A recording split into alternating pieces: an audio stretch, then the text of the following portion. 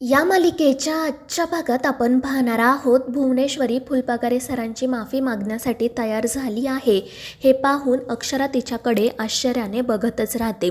तर भुवनेश्वरी हसतच म्हणते की काय झालं सुनबाई, तुमचा काय आमच्यावर विश्वास बसत नाहीये का? आणि त्यावेळी अक्षरा म्हणते की मॅडम तसं नाहीये, पण तुम्ही शाळा बंद करण्याचा जो काही निर्णय घेतला होता ना, त्याचा फुलपाखरे सरांना आणि शाळेतील इतर शिक्षकांना सुद्धा खूप त्रास झाला होता आणि फक्त त्यांच्यावरच नाही तर त्यांच्या घरातल्या व्यक्तींवर सुद्धा परिणाम झाला.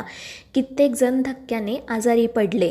तुम्हाला माहीत नाही का आपल्या शाळेचा किती मोठा स्टाफ आहे ते, आणि तुमच्या अशा निर्णयामुळे ते सगळेच जण कोलमडून गेले. त्यामुळे तुम्हाला फुलपाखरे सरांची माफी मागायलाच हवी, कारण त्या माणसाने आत्तापर्यंत शाळा एक हाती सांभाळली आहे. आणि हे ऐकून भुवनेश्वरी म्हणते की ठीक आहे सुनबाई, इतकंच ना, मग मागतो आम्ही फुलपाखरेंची माफी, काही हरकत नाही. आता तुमची पुढची काय मागणी आहे ते सांगा. आणि त्यावेळी अक्षरा म्हणते की मॅडम तुम्ही आधी हे काम तर पूर्ण करा, त्यानंतर मी मग पुढची मागणी सांगते. आणि ते ऐकून भुवनेश्वरी म्हणते की तुम्ही हे सगळं मुद्दाम करताय ना?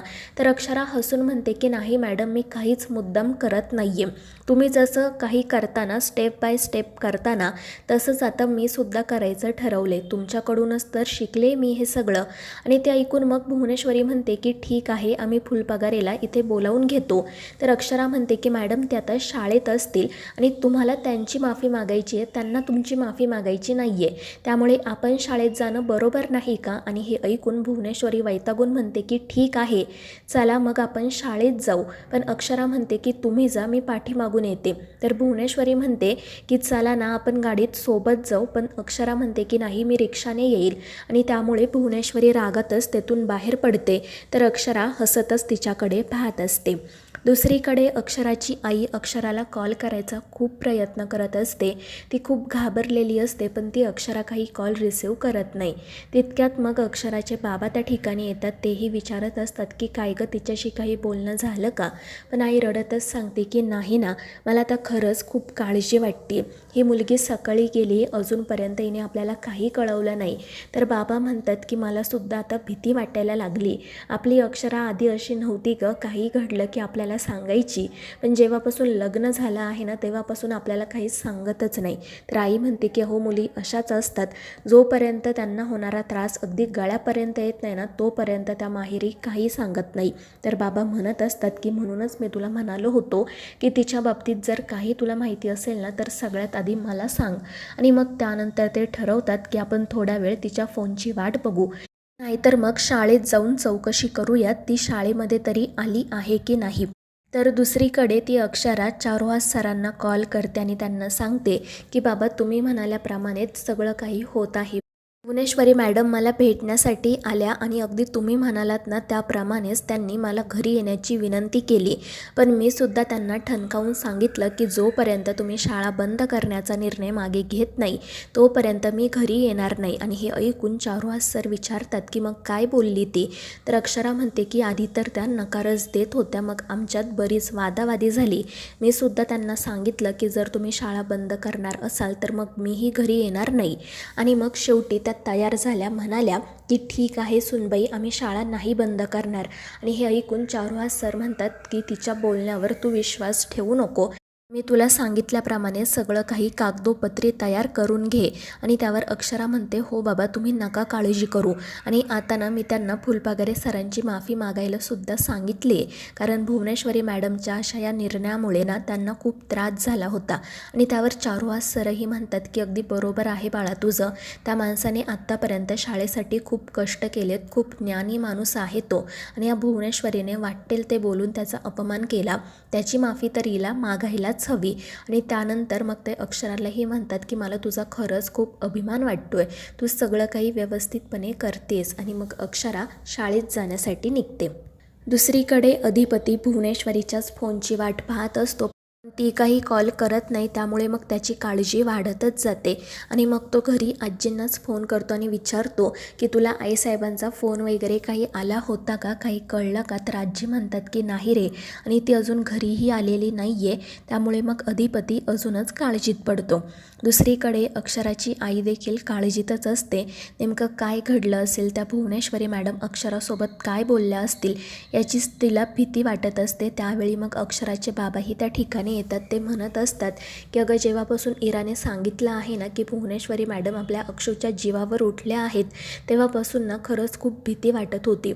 आणि मी मकर संक्रांतीच्या दिवशी बघितलं सुद्धा ना, त्यांच्या मनाविरुद्ध जर एखादी गोष्ट घडली तर त्या कसं वागतात ते. आणि ते ऐकून आई म्हणते की हो ना, मला सुद्धा त्याचीच भीती वाटते. खरं तर इराने हे सगळं सांगितलं नसताना तर एवढी भीती वाटली नसती. पण आता काय होणार आहे काय माहिती. आणि मग ते दोघे पुन्हा पुन्हा अक्षराला कॉल करायचा प्रयत्न करतात, पण ती काही कॉल रिसीव करत नाही. त्यामुळे मग शेवटी ते देवाकडे प्रार्थना करू लागतात. दुसरीकडे फुलपाखरे सर त्यांच्या स्टाफ रूममध्ये असतात आणि एका सरांसोबत फोनवर बोलत असतात. त्याचवेळी भुवनेश्वरी त्या ठिकाणी येते आणि तिला पाहून हे घाबरून उभे राहतात. तर भुवनेश्वरी म्हणते की अहो, काय झालं फुलपाखरे, काही भूत बघितलं की काय, एवढे का घाबरलात तुम्ही? तर ते घाबरतच म्हणतात की काही नाही मॅडम, पण तुम्ही अचानक इथे.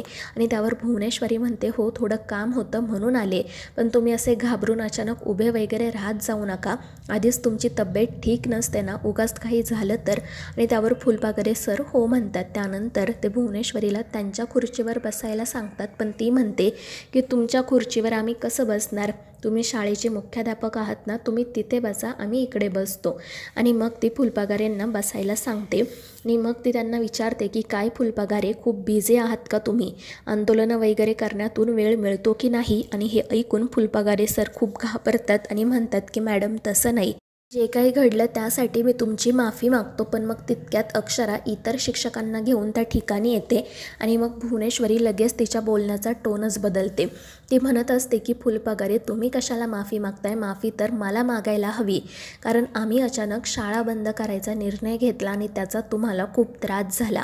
आणि हे ऐकून फुलपाखरे सर आणि ते इतर शिक्षक एकमेकांकडे आश्चर्याने पाहू लागतात. तर भुवनेश्वरी म्हणत असते की तुम्हाला तर आम्ही सांगितलं होतं आम्ही शाळा का बंद करतोय ते, पण आता आमच्या सुनबाईंनी आम्हाला समजावलं शाळा बंद केल्याच्या निर्णयामुळे सगळ्यांनाच किती त्रास झाला आहे. आणि म्हणूनच आता आम्ही ठरवलंय की यापुढे आम्ही शाळा बंद करणार नाही. तुमचं जे काही सुरू आहे ते सुरू राहू द्या. आणि मग त्यानंतर ती हात जोडून फुलपाखरेंची माफीही मागते. त्यामुळे ते म्हणतात की मॅडम अहो, हे काय करताय तुम्ही प्लीज माझी माफी मागू नका. तर भुवनेश्वरी म्हणत असते की असं कसं, आमच्या बोलल्यामुळे तुम्हाला खूप त्रास झाला ना, कारण कसं आहे ना, शाळेचं खूप नुकसान होत होतं आणि ते आम्हाला सहन झालं नाही, म्हणून आम्ही रागाच्या भरात वाटेल ते बोललो. पण ठीक आहे, आता आम्ही माफी मागतो. तर फुलपाखरे सर म्हणत असतात की मॅडम तुम्ही आता यापुढे नका काळजी करू, आम्ही सगळं काही बजेटमध्ये मॅनेज करू, तुम्हाला कोणताही त्रास होणार नाही. आणि त्यावर भुवनेश्वरी म्हणते की ठीक आहे. आणि मग ते अक्षराला विचारते की काय सुनबाई, झालं ना सगळं तुमच्या मनासारखं? तर अक्षरा म्हणते की नाही मॅडम, यावेळी ना शिक्षकांचे पगार खूप उशिरा झाले होते, ते तुम्ही वेळेवर कराल असं आम्हाला वचन द्या. आणि त्यावर भुवनेश्वरी म्हणते की ठीक आहे, यापुढे सगळ्या शिक्षकांचे पगार वेळेवर होतील. आता तर झालं ना तुमच्या मनासारखं. पण अक्षरा तरीही म्हणते की नाही मॅडम, तुम्ही आम्हाला सांगितलं की शाळा बंद होणार नाही, ही चांगलीच गोष्ट आहे, पण तुम्ही आम्हाला शाळा बंद करण्याची कागदोपत्री नोटीस पाठवली आणि त्यामुळे आता आम्हालासुद्धा तुम्ही शाळा बंद करणार नाही असं कागदोपत्री लिहून हवं आहे स्टॅम्प पेपरवर. आणि हे ऐकून भुवनेश्वरी अक्षराकडे पाहतच राहते. तर मित्रांनो, या मालिकेच्या पुढील भागांच्या अपडेट्ससाठी आपल्या चॅनेलला सबस्क्राईब करा.